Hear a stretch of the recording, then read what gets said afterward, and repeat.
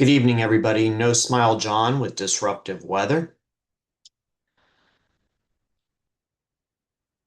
Yep, I'm going to do the drinking game where I have a sip of non-alcoholic beer every time I say disrupt or disruptive. So without further ado, we're going to take a look at tomorrow and Sunday, specifically for Oklahoma. So the first thing we're going to look at is 300 millibars. So I'm using the HER model, which is the HRRR, and this is for tomorrow at 7 p.m. Central Time. What you can see here is a big trough off the coast of California, a jet streak up here in the northern plains and northern Rockies. And then you can see flow, westerly flow with a ridge right here over New Mexico and Colorado. And then you can see a slightly west-northwest flow over Oklahoma. So again, this is for Saturday at 7 p.m. Now, one thing I will say is I'm normally not a big fan of northwest flow where you have winds going from the northwest to southeast at 12 kilometers above the ground, and correspondingly storms that are moving from northwest to southeast. Just from past experience, that is not as common for tornadic activity. So I'm not as big of a fan of storms being tornadic in these type of regimes. However, tomorrow has some interesting characteristics to it that lead me to give this one a better than normal chance with northwest to southeast moving storms being tornadic. So I'm going to go back to about 3 p.m. and we're going to take a look at moisture.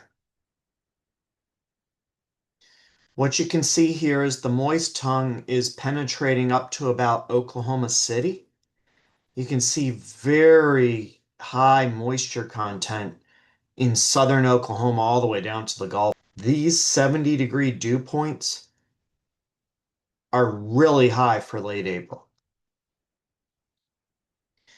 Now I'm going to go look at the 850 flow, which is again about a kilometer above the ground, and this is where I usually look for tornadic wind shear.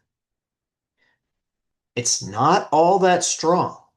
You might see a 30 knot, but over a very small zone right here in southeast Oklahoma on this model. So that's not very strong. Let's see how it changes in 3 hours. In 3 hours at 7 p.m., or in 4 hours, because we were looking at three o'clock. But in 4 hours, you can see it's gotten a little bit broader in coverage in the stronger flow.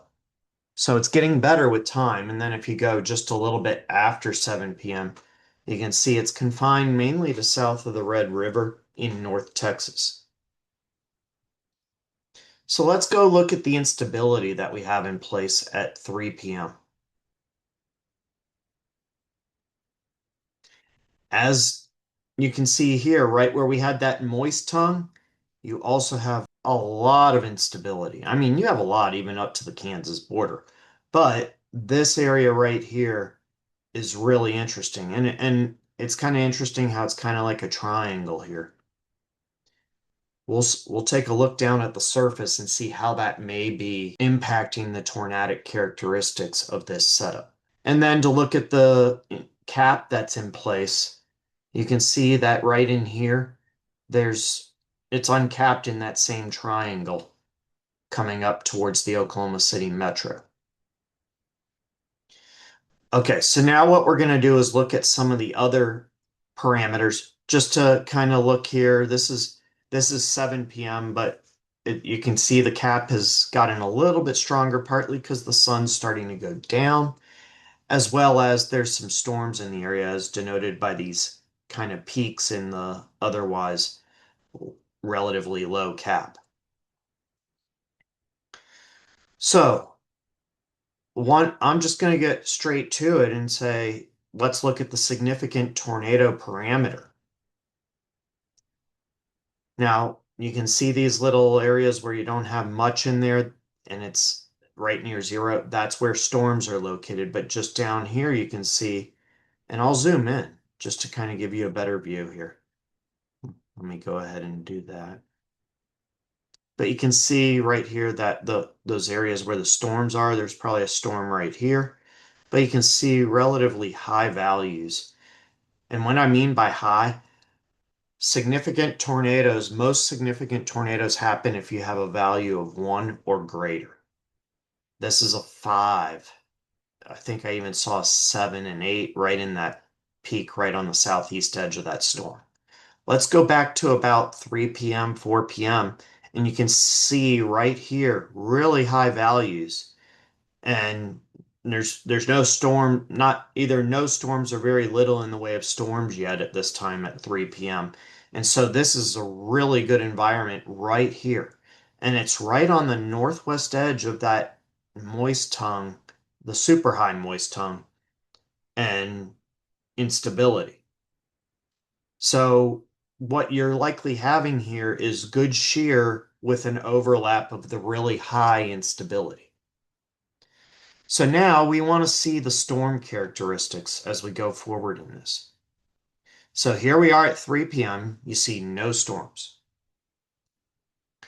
4 p.m. You might have a little storm up there starting to get going. 5 p.m. You can see some more storms. One up here northwest of Tulsa, one down here probably near Atoka.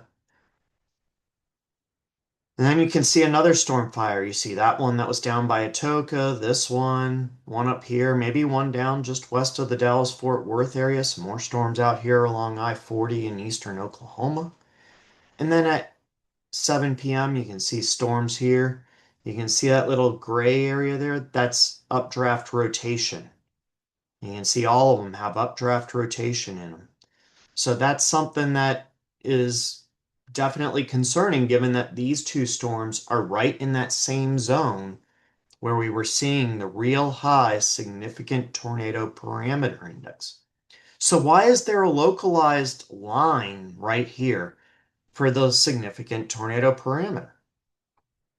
So let's go back to about 3 p.m. again. And what I want you to see is you see this southerly flow down by the Dallas-Fort Worth region, some southwesterly flow over here, and then right here, you can see where the flow is southerly and it shifts to southeasterly right in this zone. There is a boundary in that zone, and that may be a residual outflow boundary. It could be a warm front just coming up with the better moisture and warmer temperatures. Right along this boundary and on the north side of it, where you have the southeast flow, is where you have that real high significant tornado parameter. And so you saw that storms were firing in this area. I think there is a chance that you could have some southeast moving storms in this zone that could get it done tomorrow and produce tornadoes. Again, this is an exception to the rule for my experience on southeast moving storms producing tornadoes in the state of Oklahoma. Other places, southeast moving storms are just fine for getting tornadoes, but in Oklahoma, that's a rare setup. Okay, I do want to take a look at least at another model. Let me just go pull up the significant tornado parameter here, because this is a combination of instability, shear, everything. This puts it all together and shows that's the zone favorable for strong tornadoes in right along that boundary. But if we go look at another model, okay, this is shifted. A new model run just came out on this one and it shifted it a little bit further north. And the previous run had it down here in North Texas. So this is a little bit starting to come in line that south central or south, right in this zone somewhere, you could have strong tornadoes moving southeast through this significant tornado parameter zone. Let's go ahead and just take a look at one more model.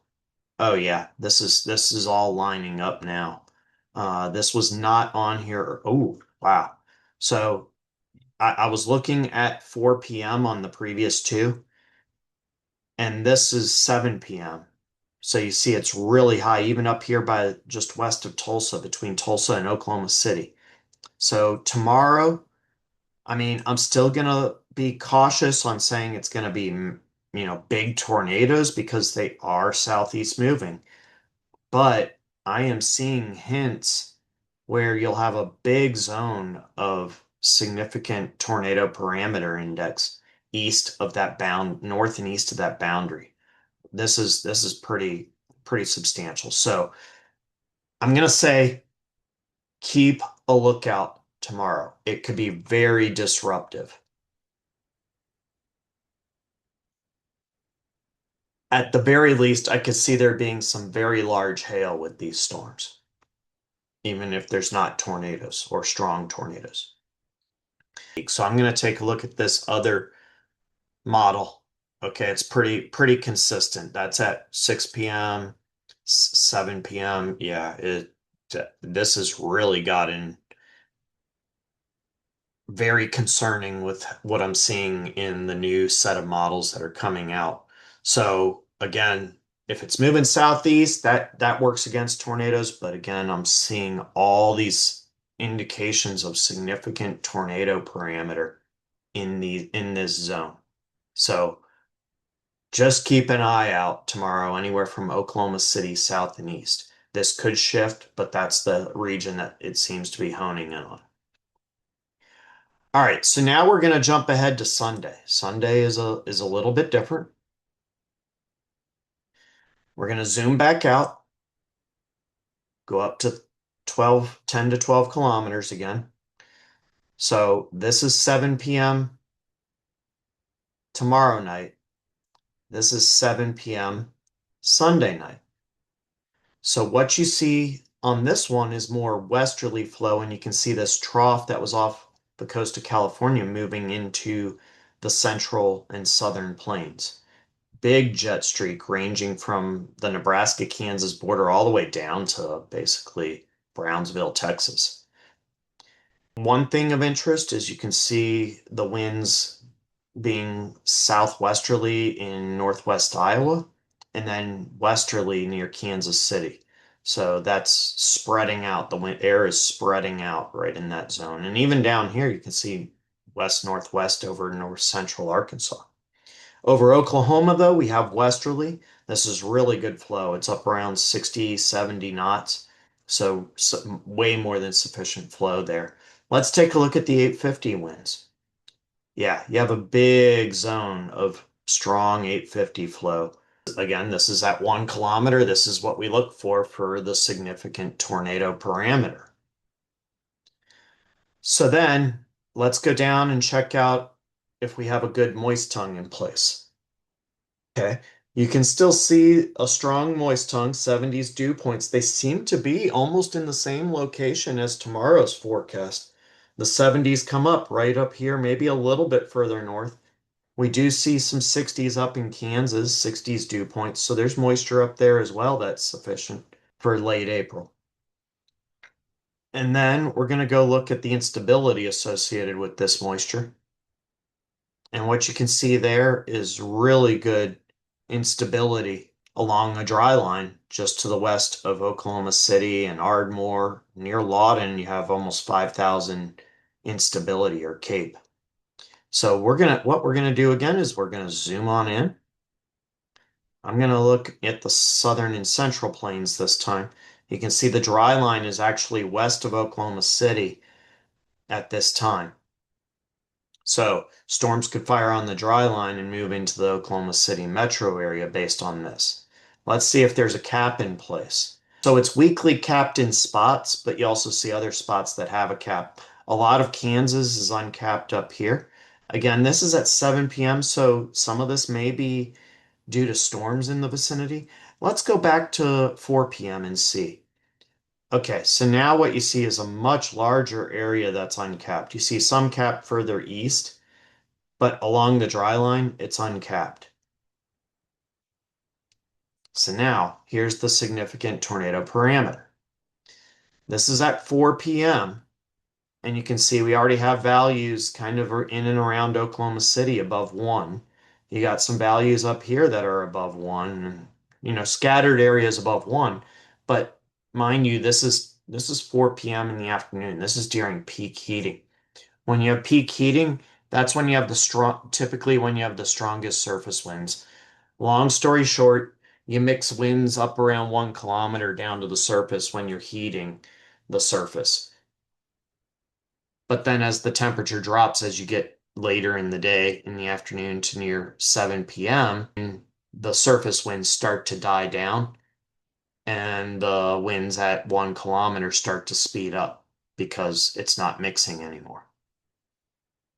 And you can see how you have this really strong high values of significant tornado parameter index all over central Oklahoma and south central Kansas. So everything seems to be looking really good in this zone.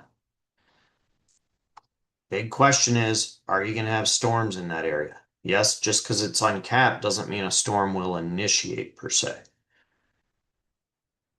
So you can see hints of storms firing out here. That's west. That some of these are up in a zone of instability and significant tornado parameter index that we saw earlier above 1. So that's kind of interesting out here. Dodge City could get in on the act.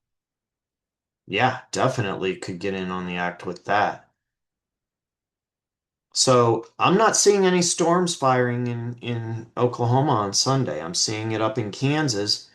So, watch out up in Kansas. This could be interesting for you guys. So the time we're interested in is this time. So that's 0Z. Oklahoma is uncapped. So that's 7 p.m. So that model's not really doing much. Let's see if this one was doing anything. Nope. Let's see if this one had anything. So I'm seeing a trend here. I mean, the dry line looks pretty good, but I'm also seeing a trend where there's not much in the way of storm activity.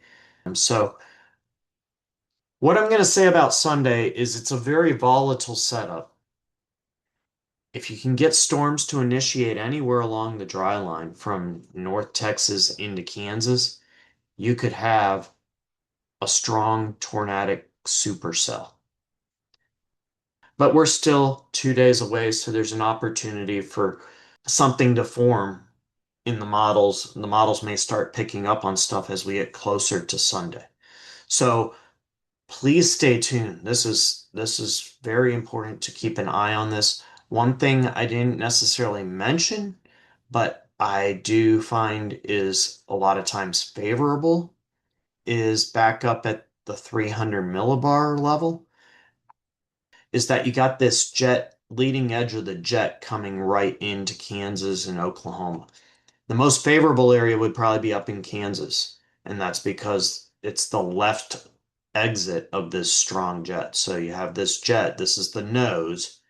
The left exit is an area that's favorable a lot because it sometimes leads to lift in that zone on a large scale. Now, that all being said, a phrase of mine that I like to say is noses equals hoses. If you're at the leading edge of a jet streak like this, I call that the jet nose. If you're at the nose, that I have seen is a favorable zone in general for strong tornadoes. So, that all being said, I think both tomorrow and Sunday could be disruptive. Saturday looks like it could be disruptive in southeast Oklahoma. Sunday is more of a conditional scenario where it could be disruptive